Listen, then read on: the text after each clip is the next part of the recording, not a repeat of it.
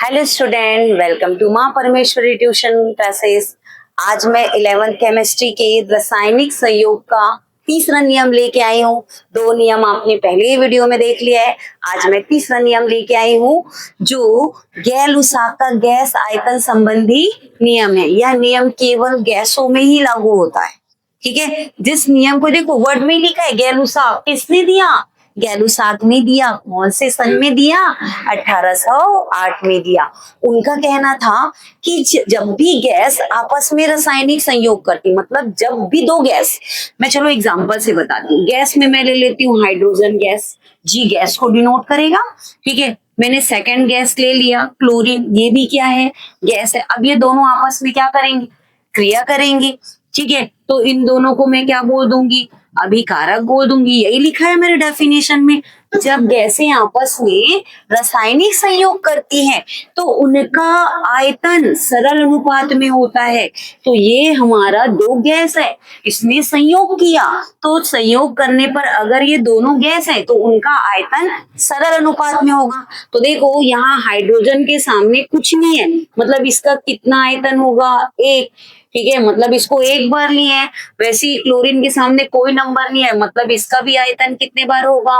एक बार होगा। मतलब जब भी दो गैस आपस में क्रिया करेंगी तो उनका आयतन हमेशा सरल अनुपात में होगा, मतलब 1:1 में होगा।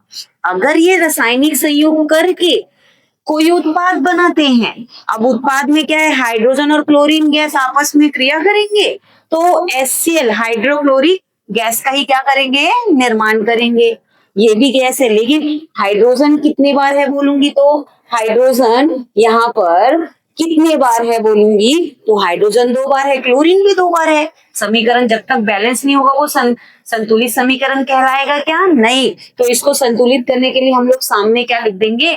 2 लिख देंगे। तो 2 लिखने पर हाइड्रोजन भी 2 बार हो जाएगा और क्लोरीन भी 2 बार। तो इस नियम के अकॉर्डिंग जब भी गैसें आपस में रासायनिक संयोग करती हैं तो उनका आयतन सरल अनुपात में होता है। अगर इस संयोग से बनने वाला उत्पाद भी गैस हो तो उनका आयतन, यहाँ पर इसका आयतन कितना बनेगा? 2 आया, 2 आयतन। तो उनका आयतन भी अभिकारक के गैस के आयतन का क्या होगा? सरल अनुपात होगा। इसका मतलब है इस नियम के अकॉर्डिंग भाग लेने वाला भी गैस हो और बनने वाला भी गैस हो तो दोनों के आयतन हमेशा क्या होंगे? सरल अनुपात में होंगे। कौन से नियम से? गैलीसाक के गैस संबंधी आयतन नियम से।